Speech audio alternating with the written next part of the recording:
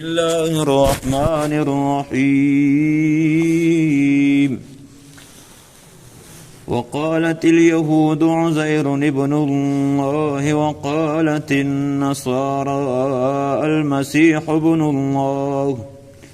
ذلك قولهم بأفواههم يضاهئون قول الذين كفروا من قبل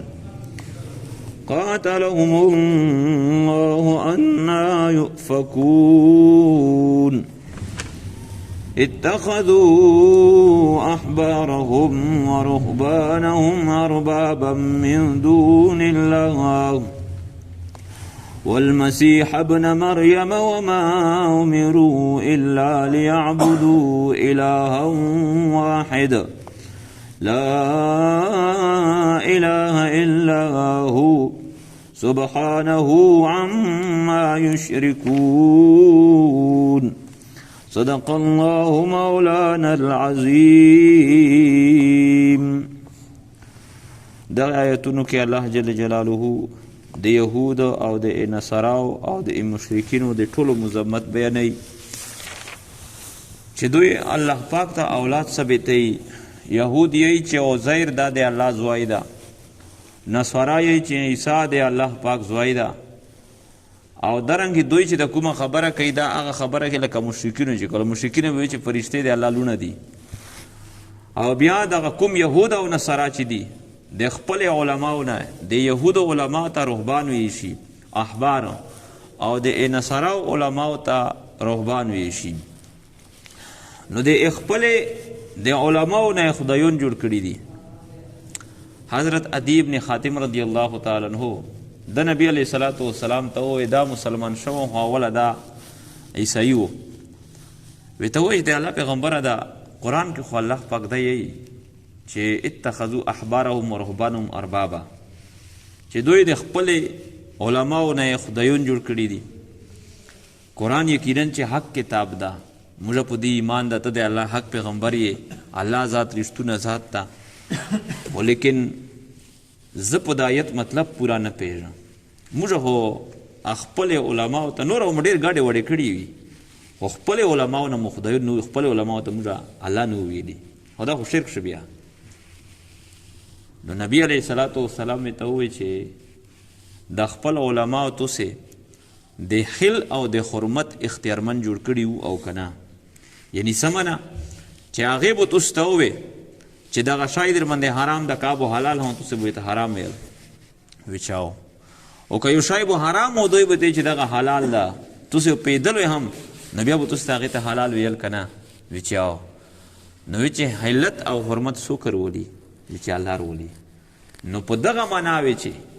د تحلیل او د تحریم مالک الله ده، یو شای حلال کی یو شای حرام کی، دا د الله صفت ده، دا صفت تاسو خپل علماو ته ثابت کړه. نو د دې وجې نه چې الله پاک تاسو ته ووایي چې دوی د خپل علماو نه خدایون جوړ کړي وو. او درنګې بیا آخر کې به الله پاک هغه خلک چې الله زکات ور باندې واجب کړی، مال دولت یې ور کړی، نو هغه په خپل مال کې زکات نه ورکوي، دا به د قیامت په ورځ په ده باندې څومره عذاب وي ته د هغې به الله پاک بیان وکړي. وقالت اليهود عزير ابن الله او یی یهود چې عزیر دی الله پاک زوی ده، وقالت النصارى او یی نصارى المسيح ابن الله چې عیسی ده، مسیح یعنی عیسی دا دی الله پاک بچی ده. ذالک قولهم بافواههم دغه خبرې دي دوی بافواههم په خولې دي دوی سره، یعنی تشه د خولې خبرې دي. سمنه قولهم بافواههم کلام بلا دلیل، دا د دوی کلام ده بغیر د دلیل نه، څه دلیل مې سره په نشته ده. نو چا سره چې په کومه خبره څه دلیل نه هغې ته موږ نه چا سې تشه د خولې خبرې کوي چې یضاهئون قول الذین کفروا من قبل، یضاهئون یشابهون دوی مشابهت کوي د قول د هغې کسانو سره چې هغې کفر کړو من قبل د دې نه مخکې چې کوم مشرکین و چې هغې چې ملایکه دا د الله لونه دي. قاتلهم الله بدعاوې ته کوي چې الله پاک د دوی قتل کړي، یعنې الله پاک په دوی باندې لعنت ته. انا یؤفکون چې ته دوی یؤفکون یصرفون اړولی شي د حق نه سره د قیام د دلیل نه چې په حق باندې دلیل قایم ده، ای باوجود هم دوی د حق نه منډې وایي. اتخذوا احبارهم ورهبانهم اربابا من دون الله، دوی نیولی دي خپل اخبار یعنی علما د یهود ورهبانهم او خپل علما دی نصاراو اربابا خدایونو اربابا اختیارمند اهلو دی حرمت من دون الله مقابل دی الله پاک کے والمسیح ابن مریم او عیسی علیہ السلام چې زوی دی مریم دا نو دغه هم خدای جوړ کړه دا وما امروا الا ليعبدوا الها واحد او دوی ته امر نه کړه شو په تورات او انجیل کې مگر د دې خبرې لیعبدو چې دوی عبادت وکړي الها د معبود واحدا یکیو لا اله الا هو نشته د معبود غیر د الله جل جلاله نه سبحانه پوک الله پاک د هر قسم تایب نه عما یشرکون د هغه شی نه چې دوی الله پاک سره شریک جوړي یریدون ان یطفئوا نور الله بافواههم دوی اراده لري دغه غړي وړي دوی ویلي کوي دا ځکه چې دوی اراده لري د دې خبرې ان یطفئوا نور الله چې دوی مړ کی نور دی الله پاک دین دی الله پاک شریعت دی الله پاک بافواههم پخپل افواه سره پخپل بافواههم باقوالهم پخپل اقوال سره پخپل خبرې سره ويابى الله الا ان يتم نوره او انکار کوي الله پاک د هر شی چې دوی کوم دین ته نقصان ور کوي دا نشي ور کوي د دین الله انکار کوي الا مگر د دې خبره الله اقرار کوي ان يتم نوره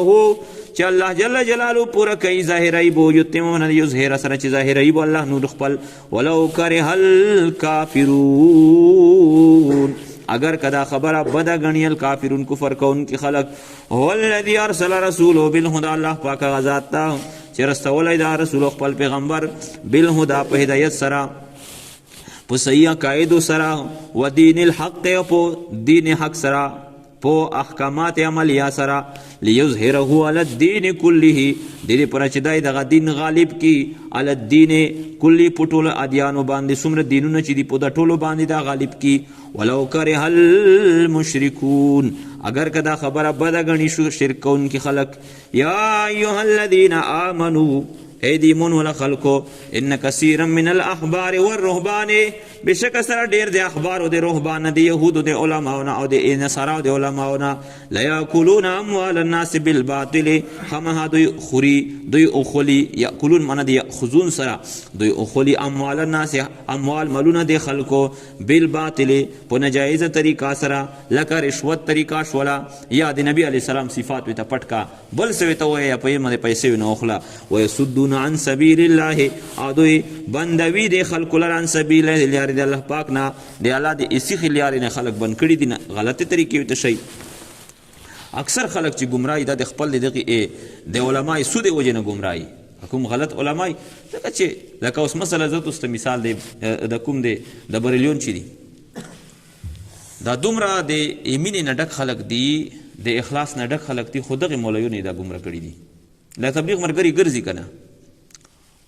نو د عیسی دین کوم اهل سنت والجماعت د دغه نه بالکل داسې شی نه ته جوړ کړي چې دا نه اولیاء مني نه پیغمبرون مني او نه دا مني نه دا مني بس یو په تیارې کې غریبون دا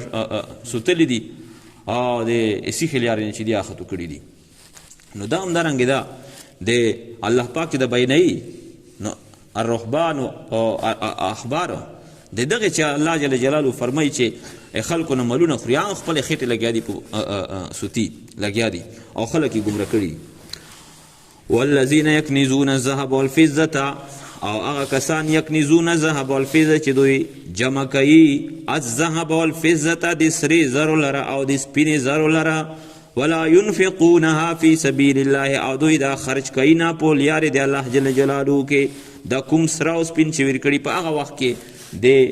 پیسې په زوی باندې دا کوم مسیو کاغذي نوټ تا نو دراهم بو دنانیر بو ابو د سره زره ټوکړې وي یا د سپینې زره ټوکړې خرج کېدلې نو دوی دا نه خرج کې په لار د الله پاک کې یعنی سمنه چې د هغې زکات نه ادا کوي الله فرمایي چې فبشرهم بعذاب علیم پس دوی ته خبر ورکا بعذاب علیم په عذاب درناک سره یوم یحما علیها فی نار جهنم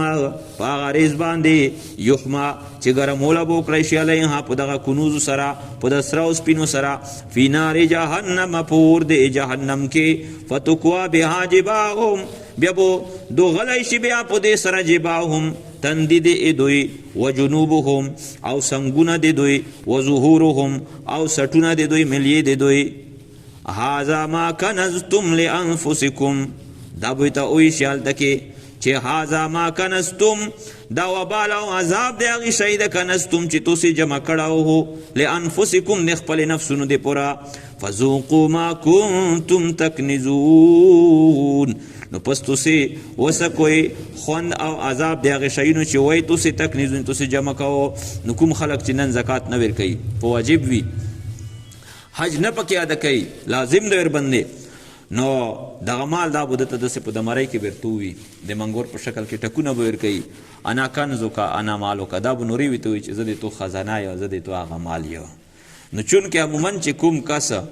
زکات پر باندې واجب وي، فقیر ودري تندای ته تریو کی دا بیار باندې ولګیدا او بیا څنګه وي ته وړي سټ وي ته وړي، نو دغه شي نه به هم چې تندای دې پتریو کړه تندای په پر دوغای شي، نو دغه ځکه ودا خپل مال به ته اور ونه جوړ وي داسې په ور دباو کړی شي خپل پوزي درنګ په سټ طرف نه په د سټ په مخ په روزي درنګ د څنګه طرف نه بل طرف، دا عذاب به ته شروع وي. ان عدة الشهور عند الله 12 شهرا في كتاب الله، دا دغه مشرکین الله پاک یو بل خباثت بیانوي. موږ بار بار یو چې د عزت ولا میاشت سلور میاشت وي، رجب، ذیقعده، ذیالحجه، محرم. نو دغه کې جنگونه چې دا بالکل ممنوع لکه اوس دا دین فاروق شو که جایز ده، خو پرېږي کې در باندې بنده. نو درنګ جنگ وغیرہ لړۍ آسه هم هغه ممنوع دي، خو لیکن په دې میاشت کې خصوصي پابندي وه چې بالکل به نه کوئ. بیا به کله چې د دغې مشرکینو د چا سره جنگ روغه او مثلا د محرم یا شروع دو، نو په کې خو جنگ بند و، بیا به دوی وویل چې یاره بس دغه میاشت کې موږ تبدیلي راوستله، دا موږ داسې شمېر کړل که دا د سفر والا میاشت چې دو، نو سفر میاشت کې خو پابندي نشته ده که چا سره جنگ کوي انتقام اخلې، لہذا اوس دا د موږ دپاره د سفر والا میاشت دو، میاشت د محرم والا وه ایته به چې دا د سفر والا دو. او چې بیا به آینده کول کله د سفر والا روغله، یعنې محرم خو به خپل عزت وسوته، د سفر روغله ویل به چې یاره په هغه مخکې کې خو موږ سفر والا ته محرم ویلو، نو دورې به موږ د سفر والا هغه شی احترام به یې کوو، ځکه چې جنګ وغیره به څه ونه داسې سبب ونه، نو تبدیلي به یې پکې وکړله. الله فرمایي چې دا هم یو بل کفر یې وکړو. ان عدة الشهور عند الله 12 شهرا في كتاب الله، بشک سره شمار د میاشتو عند الله د الله پاک په نس باندې په قانون فطرت کې 12 شهرا 12 میاشت دي. نو د بار میاشت په قرآن سره ثابت دي. حکم دا عیسوي ترتیب چې دا په میر سترګې سره کیږي، او کوم اسلامي ترتیب چې دا د پشپژمي سره کیږي. فی کتاب الله د الله جل جلاله په کتاب کې لوح محفوظ کې، یوم خلق السماوات والارض، پاغرس چې الله پاک پیدا کا السماوات اسمنونه والارض او الارض ادم زکه منها 4 حرم. نو دا چې کله د اسمون او مزکه پیدا شوي دي ریس په میر سترګې سره سي، نو دغه میاشت ترتیب هم الله پاک دا 12 مقرر کړی ده. خو بیا الله فرمایي چې منها په دغه میاشتو کې 4 سلور میاشتې داسې دي حرم چا د حرمت ولدي دي عزت ولدي، رجب، ذیقعده، ذیالحجه او محرم. ذالک الدین القیم، الله فرمایي چې دغه دین القیم مضبوط دین ده، نیغ دین ده، سیخ دین ده. فلا تظلموا فیهن، تاسې ظلم مه کوئ په دغه میاشتو کې انفسکم په خپلې نفسونو باندې په معاصیو کولو سره. وقاتلوا المشرکین، او صحابهو ته اشکال روغه چې کله عمرې ته روان دي بیا چې دا خو اوس د غالبا چې د محرم میاشت و یا د ذیقعدې میاشت وه، خو چې کله دوی په هغې کې تلله چې دا خو د عزت والا میاشت په دې کې خو جنګ ممنوع ده. اوس که کفارو په موږ حمله وکړه موږ به څه کوو؟ الله به ته وایي چې که دوی احترام نه کوي نو تاسې هم بس بیا تاسې پر حرمت ته دی نشته ده، خپله د ځون دفاع کوئ، جنګ سره کوئ. او د دې میاشتې ورځ بیا حرمت مکمل ختم شوی ده، د عامې میاشتې غوندې شولې، او اعمالو ثواب هغه پکې هغه شته ده. قاتلون وقاتلوا المشرکین، او تاسې قتال کوئ د مشرکینو سره کافتن کافتن اشهر کافن په ټولو میاشتو کې، کما یقاتلونکم کافه، لکه څنګه دوی تاسو سره قتال کوي کافتن اشهر کافن په ټولو میاشتو کې. واعلموا ان الله مع المتقین، پوه شو په دا خبره چې بېشک الله پاک سره د متقیونو ده. انما النسیء زیادة فی الکفر، خبره دا ده چې النسیء دا عدلون بدلون کول په میاشتې کې دا زیادت فی الکفر په